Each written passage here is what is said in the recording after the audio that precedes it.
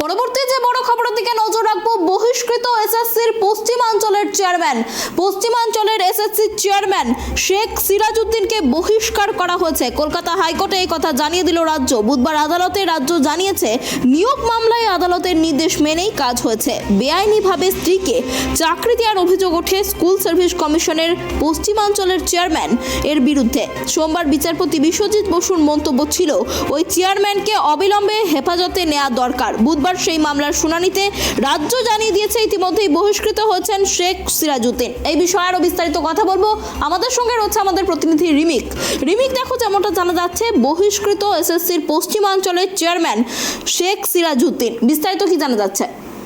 দেখো, একদমই ঠিক কথা যে মুর্শিদাবাদের গোথা হাই স্কুলে যেখানে নিয়োগে দুর্নীতির অভিযোগ উঠেছিল এবং সেটা হাইকোর্টের নির্দেশে তদন্ত করছিল রাজ্য তদন্তকারী সংস্থা সিআইডি, সেই ক্ষেত্রেই যে শুনানি হয় এবং সেখানেই কিন্তু আজকে বিশ্বজিৎ বসু, কলকাতা হাইকোর্টের বিচারপতি বিশ্বজিৎ বসুর এজলাসে সেই মামলার শুনানি ছিল। সেখানেই কিন্তু রাজ্যের পক্ষ থেকে জানানো হয়েছে যে পশ্চিমাঞ্চল এসএসসি যিনি চেয়ারম্যান রয়েছেন শেখ সিরাজউদ্দিন, তাকে বহিষ্কার করা হয়েছে। তার বিরুদ্ধে অভিযোগ ছিল যে তিনি বেআইনিভাবে মেয়াদ উত্তীর্ণ প্যানেল থেকে তার স্ত্রীকে চাকরি পাইয়ে দিয়েছিলেন মুর্শিদাবাদ গোথা হাই স্কুলে।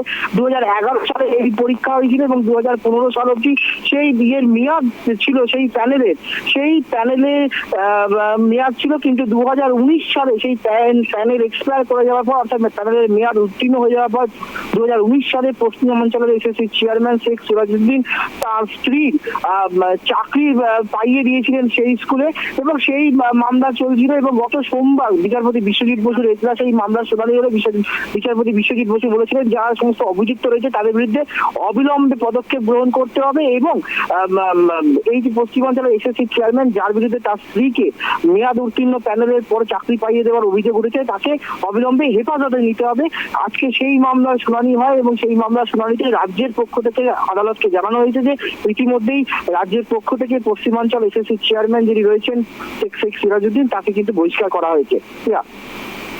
অনেক ধন্যবাদ রিমিক আমাদের সঙ্গে থাকার জন্য। আপনাদের আরো একবার জানিয়ে রাখি, এসএসসির পশ্চিমাঞ্চলের চেয়ারম্যানের পদ থেকে শেখ সিরাজউদ্দিনকে বহিষ্কার করা হয়েছে। আজ কলকাতা হাইকোর্টে কথা জানিয়ে দিল রাজ্য।